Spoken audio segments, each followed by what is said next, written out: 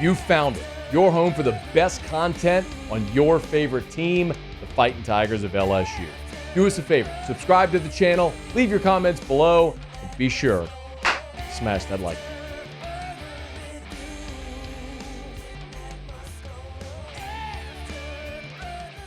You know, the time of year that is every coach's nightmare is the time from the end of spring to the beginning of fall camp. And it's so because during spring, you're with your players every day. You break spring, you don't see them again until the start of fall camp. The one coach that's there every day, of course, is the strength and conditioning coordinator, who's putting the players through all their off-season workouts and conditioning. But the coaching staff isn't with them. When they work out and they do practices, it's what they call PRPs, player-run practices. So every coach always fears that phone call in the middle of the night because one of their players, 18 to 22-year-olds, was a knucklehead in Tigerland or whatever it may be, and got in trouble, and now you got to deal with something off the field. Well, this wasn't Tigerland, but it was a player who was a knucklehead off the field and may have some really big issues ahead. You probably saw over the weekend that LSU rising sophomore defensive back Javien Toviano was arrested on video voyeurism charges. I mean, there's no easy way to say it. I'll just say it bluntly. If you got kids in the car, this is sort of adult material, so you may want to turn the volume or turn the channel if you don't want them to hear it. But Toviano had sex with a young lady. He videoed that encounter without her consent. That is illegal.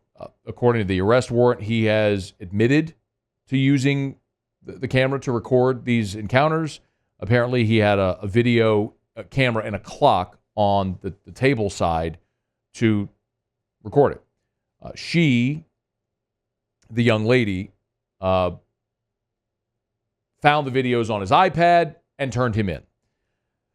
So, LSU has suspended Toviano from all team activities. That's per university policy, department policy. And LSU says they won't have any further comment. Now, I'm not a lawyer. I'm not going to litigate this on the radio. I'm going to handle this really the way I handle everything that is a legal matter as it pertains to the show. I'm not going to necessarily give you any grand opinion because every American is entitled to due process. Javien Toviano will have his day in court. The legal system will play out, and he'll suffer the consequences if, in fact, he did what he's accused of doing. And according to the arrest warrant, he has admitted doing what he is accused of doing. But again, due process, he'll have his day in court. What I will say unequivocally is if, in fact, these allegations are true, it's wholly, completely unacceptable and illegal for good reason. I don't need to put the litmus test, but like if you have a daughter or a sister or any woman in your life that you love dearly, you can understand why this would be upsetting and completely unacceptable. But again, due process, he'll have his day in court. What we do here is talk about football and talk about sports, so I will talk about what Javien Toviano's absence means from a football perspective. Toviano, when he was coming out of Arlington, your rivals had him as rated a 5-star. And he was in the composite, the number 5 safety in America. So this is a big-time prospect when LSU got him. And, a year ago, LSU's secondary was such a mess that Toviano, who was recruited as a safety, actually ended up playing cornerback. And so when you look at what's coming back now, Toviano is a guy that played in every game as a freshman and started 3 of the final 5 games of his freshman season. His first start came against Alabama, incidentally. But when you look at that cornerback room and what you have in the secondary, there's a whole lot of uncertainty. Look, Zy Alexander was your best corner a year ago, and he's coming back, but he's coming back off a torn ACL. He started all 8 games he played, but remember, tore his ACL at the end of the Army game and didn't play the rest of the year. Brian Kelly told me last week that they're expecting to have Zy Alexander there for the start of camp and for the start of the season, which is great news. He's played a ton of football and started 36 games during his time at Southeastern, but is coming off a torn ACL. Ashton Stamps, freshman a year ago, started just 4 games. J.K. Johnson, the Ohio State transfer, missed all of last year due to injury. In his couple of seasons at Ohio State, started only twice. Jair Brown, transfer coming in this year from Ohio State. Played in 14 games over 2 years with the Buckeyes, started just once. He was a reserve player. Sage Ryan's played a ton of football for you. He's played in 31 games over 3 seasons, started 12 times, but that's all really been in a variety of different roles. Started last year at corner for just 1 season. Got P.J. Woodland coming in, the freshman that everybody's really excited about, but still a freshman. Point is, I run through that list to tell you what you already know.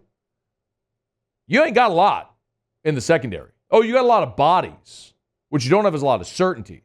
Look, a week ago today, I was talking to Brian Kelly in my one-on-one at SEC Media Days, and I asked him about the secondary and sort of how they handled that in the spring. This is what he said if you missed it. I think it was really, we were just trying to get a sense and feel for the group. And at the same time, I don't think that we got focused on who was a starter, who was number 2. I think we'll be a lot more focused on that when we get into camp. We felt like we had some guys that needed more time in the weight room. Stamps, PJ, I think those guys needed to get physically stronger. We felt like we needed to get some weight off of Toviano. We still hadn't made a decision with Sage. So I think it was a little bit more in flux. Get Zai back, see where we are there, and get a good evaluation of Jawan. By the way, I did follow up about Sage Ryan. He said they still haven't decided if he's going to be a corner or a safety. He ran first-team safety all spring, but played corner last year. That may really depend on how any and all of your corners emerge this season, so we'll see. All that to say, I went back and looked at my notes today from spring practice, and in the final media availability of spring practice, your first-team cornerbacks were Ashton Stamps and P.J. Woodland. Stamps, who started 4 games a year ago, and Woodland, who was an early enrollee true freshman. They were your first-team corners.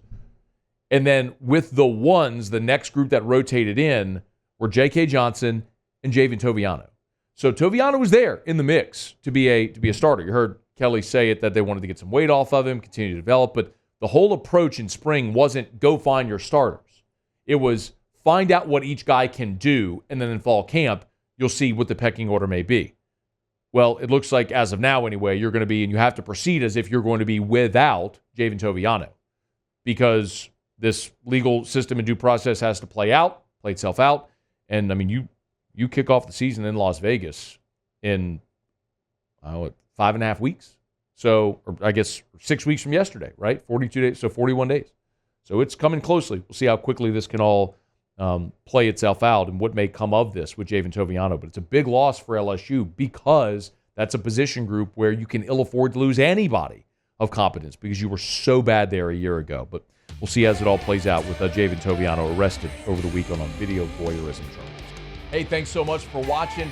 Please leave your comments. I love to interact. And be sure to hit the red subscribe button below.